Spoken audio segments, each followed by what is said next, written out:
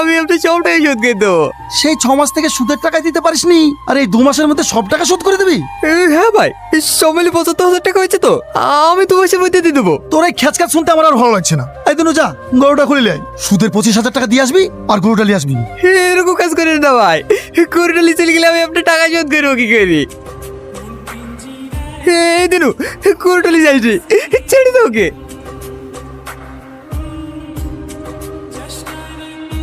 তোমার মাথা পাইলো কি করে?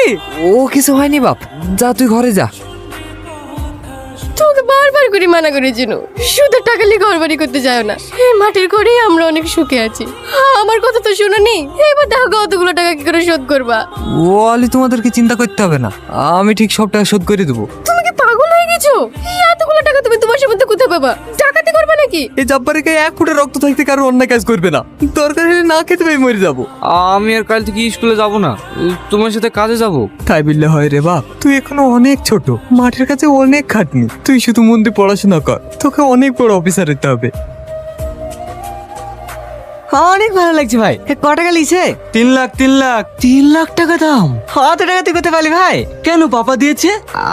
আমাকে একবার চালাতে দিবি? তুই চালানো জানিস? জানবো না কেনে, ছোট পাদের একটা গাড়ি ছিল না, ওইটা দিতে চালানো শিখেছি। চাবিটা দে না ভাই, গাড়িটা একটু চালিয়ে আসি। বারবার হাত দিসনি তো, গাড়িতে দাগ হয়ে যাবে। মেঘা, এই বাইকটা কিনলাম, ভালো লাগছে। অনেক সুন্দর লাগছে। চ তুই আর আমি একটু ঘুরে আসি। না না, আমার যাওয়া হবে না, পড়া আছে। আর তাছাড়া আব্বু দেখলে আমাকে খুব বকবে। মেঘা, তোর এই গাড়ি ভালো লাগে, আমাকে আগে বলিসনি তো। কেন তুই কিনতিক নাকি? ফকিন্নির পোলা। কালাম কাকু টাকা পাতুক বলি গরুটাও তো তুলে নিয়ে গেছে, আগে টাকাটা শোধ কর, তারপরে বাইক কেনার স্বপ্ন দেখিস। তোর দ্বারা 1 টাকা তো ঠিক মতো হয় না।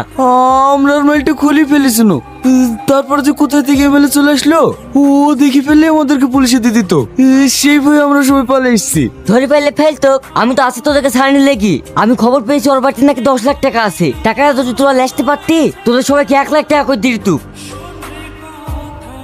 ভাই, আমি পারবো টাকাটা নিয়ে আসতে। তুই পারবি? হ্যাঁ পারবো। হাত নিও না বস, আমরা 4 জন মিলে টাকাটা আসতাম না, আর ও একাই গেলে চলে আসবে। নাম কি তোর? রাজু। বাপের নাম কি? জাব্বার আলী। জাব্বার আলী? দক্ষিণ পাড়া জাব্বার? হ্যাঁ। তোর বাপ তো অনেক সৎ লোক রে, তার ছেলে তুই এই কাজ করবি? হ্যাঁ ভাই, আমার টাকাটার অনেক দরকার, আমাকে একটা সুযোগ দাও না।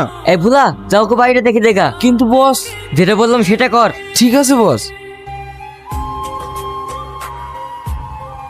মানতে হবে, তোর ওই বুকের ভিতরে কলিজার দম আছে। দেখ দেখ, দেই কিছু শেখ তোরা।